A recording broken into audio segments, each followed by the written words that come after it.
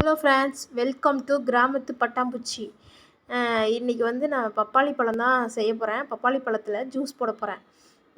இது வந்து எங்கள் வீட்டு பழம் இல்லை, எங்கள் வீட்டுக்கு ஆப்போசிட்டில் ரோட்டில் உள்ள மரம். இது ரோட்டில் தானாகவே முளைச்சி வந்தது. அதில் வந்து பக்கத்தில் உள்ளவங்க நாங்கள் எல்லாருமே பறிச்சுக்குவோம். இன்றைக்கி எனக்கு கிடச்சிது இந்த பழம். எவ்வளோ விதைகளாக இருக்குது பாருங்கள். சூப்பராக இருந்துச்சு. டேஸ்ட்டு செம்மையாக இருந்துச்சு. இந்த மாதிரி விதையாக இருக்கிற பழங்களை வாங்கி சாப்பிடுங்க. விதை இல்லாத பழம் வந்து உடம்புக்கு நல்லது கிடையாது, ஹைப்ரிட்டாக இருக்கும். இப்போ வந்து இதை நான் கட் பண்ணி குட்டி குட்டியாக நறுக்கி எடுக்க போகிறேன். எவ்வளோ விதைகள் இருக்குது பாருங்கள். இதுக்குள்ளே குட்டி குட்டியாக பீஸ் பண்ணிக்குவோம்.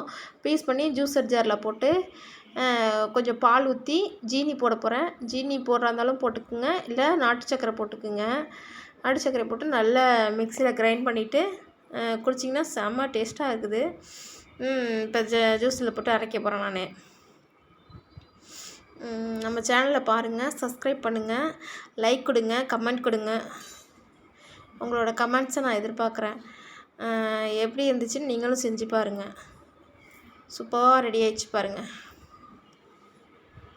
இதில் அதாவது பப்பாயாவில் நிறைய ஐட்டம் செய்யலாம். நான் இன்னொரு ஐட்டம் செஞ்சு காமிக்கிறேன். பாய்.